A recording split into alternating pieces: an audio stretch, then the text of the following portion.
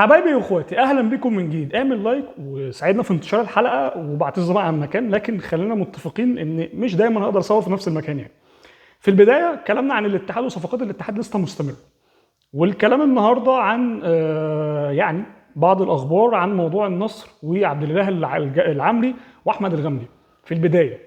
لكن القضيه الاكبر هي كاسيميرو. كاسيميرو النهارده هو اللي مفجر الصحف السعوديه، كاسيميرو النهارده هو اللي بيتكلم كل الصحف الانجليزيه والسعوديه عنه. كاسيميرو هو الموضوع الاساسي بالنسبه لي. هل كاسيميرو هيستمر في مانشستر يونايتد ولا لا؟ هل الاتحاد قدم له عرض رسمي ولا لا؟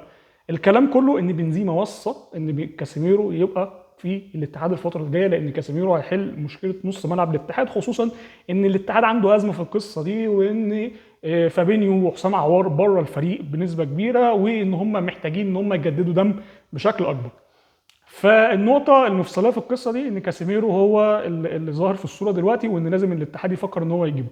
كاسيميرو بنزيما عمل عليه سبوت بشكل كبير. هل كاسيميرو كان هو الاختيار الافضل من بدري بالنسبة للاتحاد؟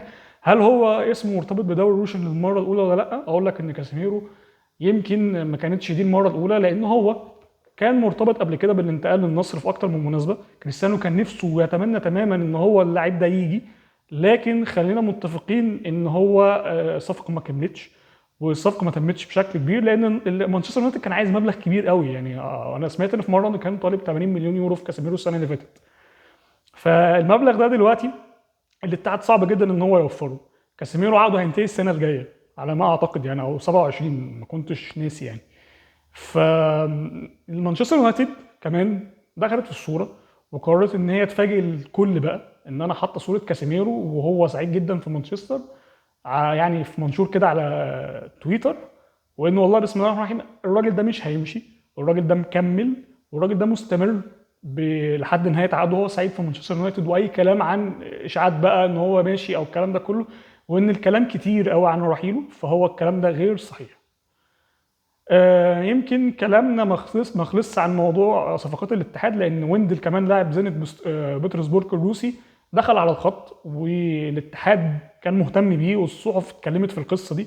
لكننا في النهايه بنقول الحقيقه ان مفيش اهتمام رسمي. هو الاهتمام كله بالقصه كان اهتمام من الصحف بس انها تسلط الضوء على الراجل، لكن في النهايه الاتحاد ما قدرش ان هو يرسل عرض رسمي لحد دلوقتي. مفيش اي عروض رسميه للراجل، مفيش اي اهتمام رسمي، مفيش اي حتى مبلغ اتحدد من الفريق الروسي بالنسبه للاتحاد عشان خاطر يكمل في الفريق الروسي او يروح الدوري السعودي، ولا هيبقى فيه مفاوضات او لا. الكلام ده كله ما حصلش.